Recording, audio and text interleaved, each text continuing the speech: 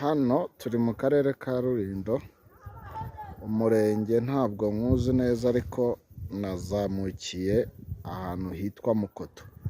Hariya hejuru kuri uriya musozi ni ahantu hitwa Itumba, ariko abantu batuye Rulindo ndagira ngo mumfashe gusobanukirwa. Ibi mureba hepfo yanjye ni ibishyimbo biteye bya mushingirira. Ni mushingiriro sijuye, ariko utu tudobo tuba turi muri iyi mushingirira tuvuze iki? Urabona ni indobo nshyashya baba bazubitse hejuru y'ibiti, indobo zimeze neza. Ese izi ndobo ziba zimaze iki? Ikindi munsobanurire, ubuse ntibaziba, ntabwo zakibwa? Mudufashe gusobanukirwa. Bari abantu nuko bari kure yanjye mba mbasobanuje, ariko mumfashe mwebwe muri gukurikira iyi video, mumbwire muri comment izi ndobo ziba zimaze iki?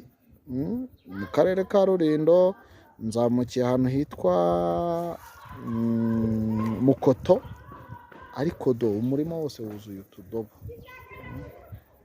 Mudufashe gusobanukirwa. Murakoze.